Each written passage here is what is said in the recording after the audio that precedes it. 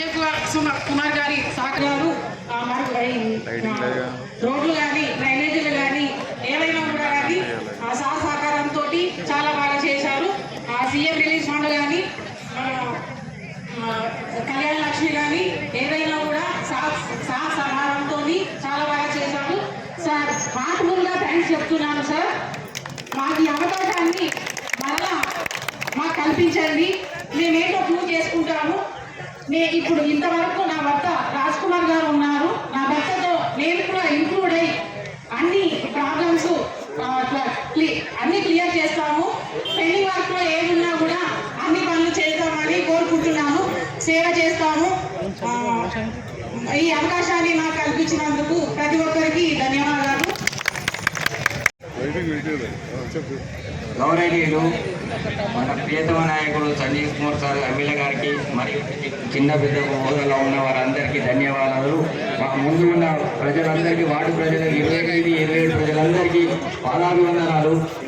మీ అందరి ఆశీస్సులతో ఇన్ని రోజులు 27వ వార్డులో రాజ్ కుమార్, 28వ వార్డులో నేను కొద్ది ఓట్లతో ఓడిపోయి కూడా 27వ వార్డు ప్రజలకు ఎంత రాజ్ కుమార్ సేవ చేశాడో నేను కూడా 27వ వార్డు ప్రజలకు అందరికీ ప్రతి ఒక్క ఏదే అవసరం మాట ఇప్పుడు తండ్రి కూడా దాదాపు అన్ని పనులు చేసుకుంటూ వస్తున్నాను. అదే సంజయ్ గారు ఒక ఆశీస్సులతో ఇప్పటికైనా మా వార్డులో దాదాపు ₹1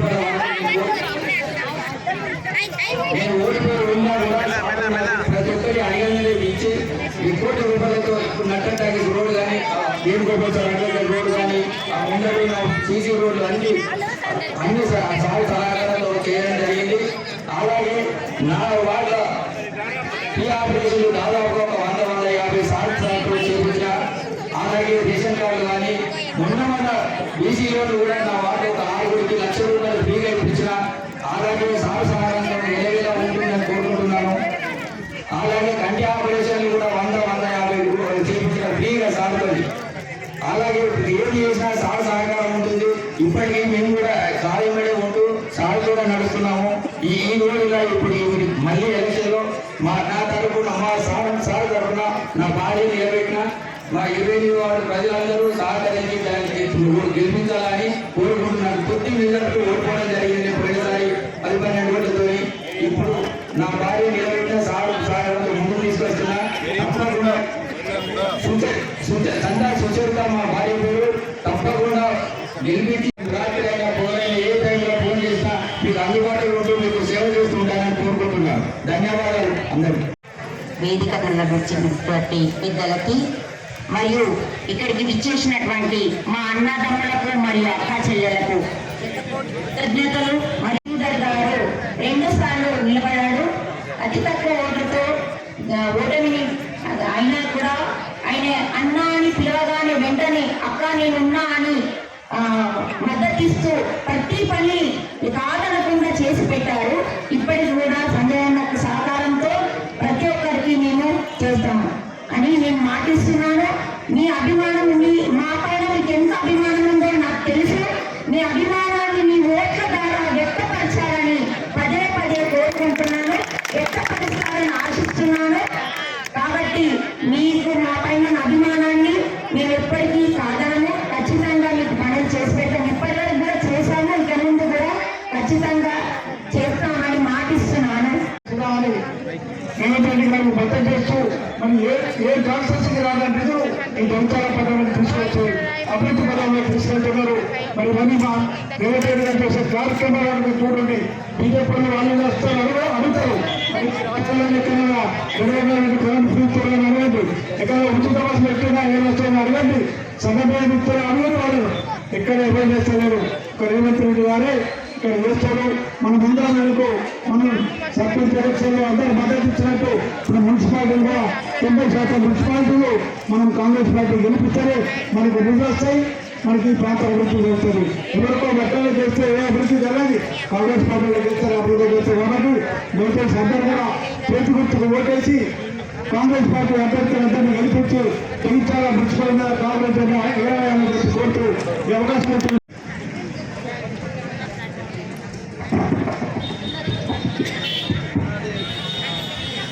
ఈరోజు మా సోదరి సమానురాలు చందా సుచరిత పుత్రి గారికి, అదేవిధంగా మా కూతురు సమానురాలైన గంగలక్ష్మి రాజ్ కుమార్ గారికి ప్రచారం చేయడానికి వచ్చే సందర్భంలో మమ్మల్ని ఆహ్వానించి స్వాగతించిన, ఇక్కడికి వచ్చేసిన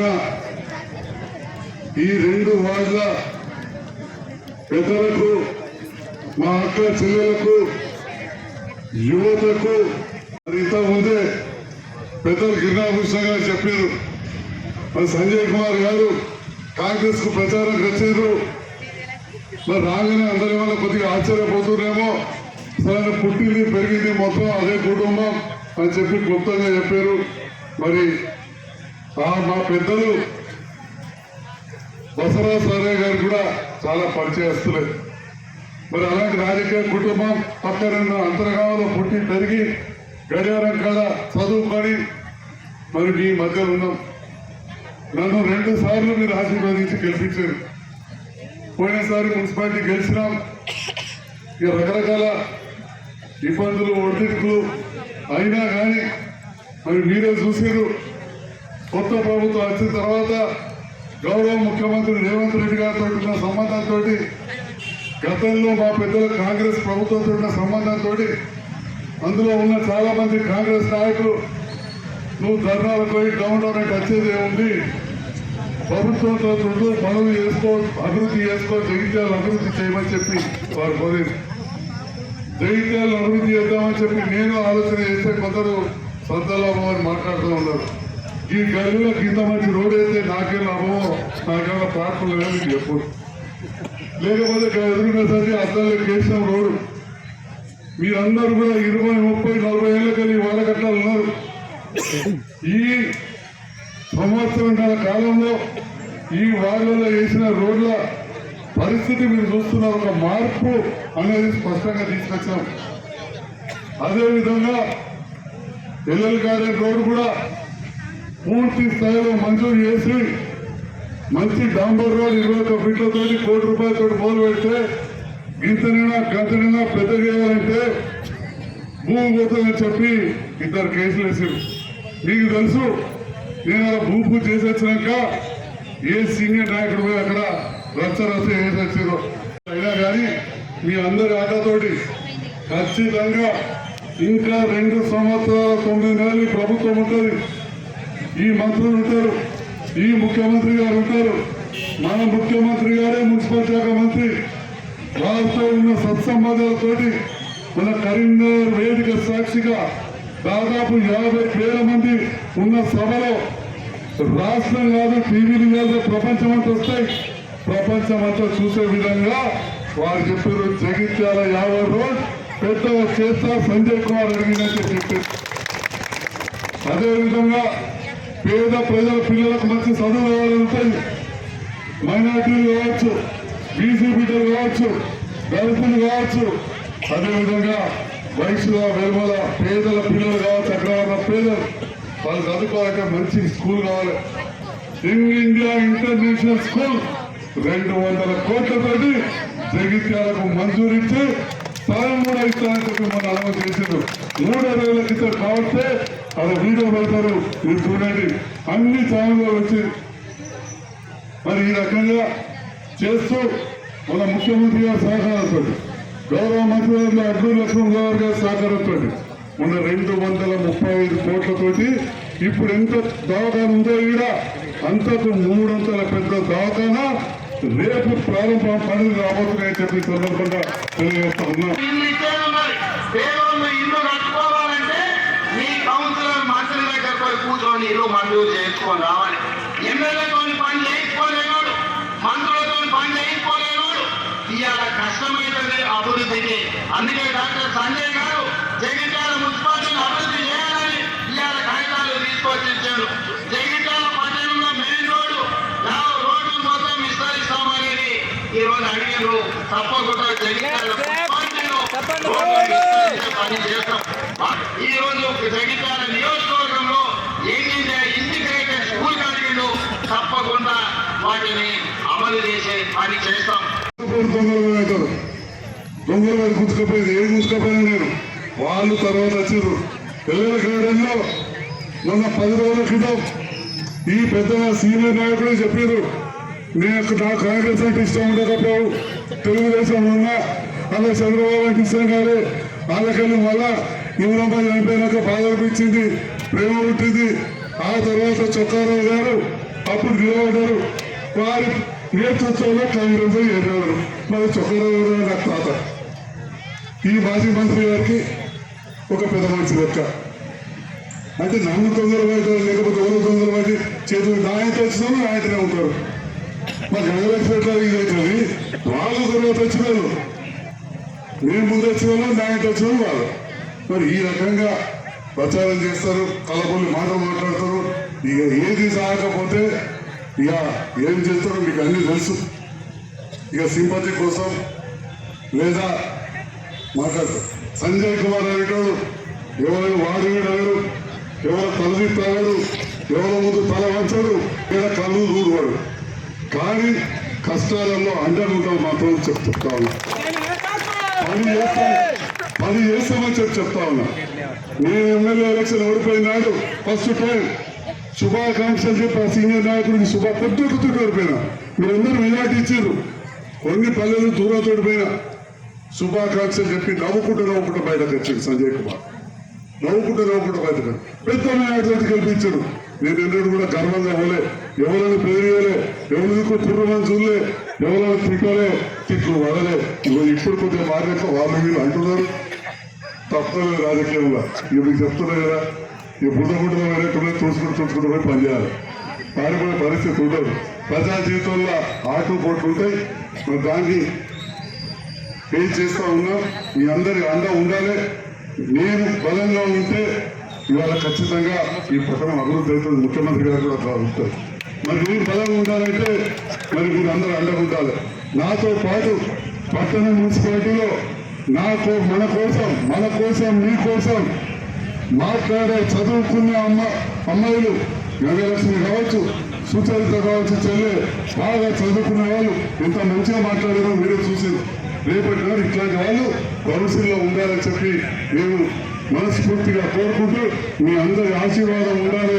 ఇద్దరిని కూడా చదువుతాను, ఇద్దరిని కూడా గెలిపియాలి అని చెప్పి కూడా నేను విజ్ఞప్తి చేస్తూ గౌరవ పెద్ద 235 కోట్లతో రోడ్లు, డ్రైనేజ్, కాలువ సర్వం అభివృద్ధి చేసే వ్యక్తి ఎవరంటే ఏకెళ్ళి కానీ ఇప్పుడు ఒక మహిళా కాంగ్రెస్ అధ్యక్షురాలు వాడవేనా మొత్తం మహిళలకు వస్తున్నారు.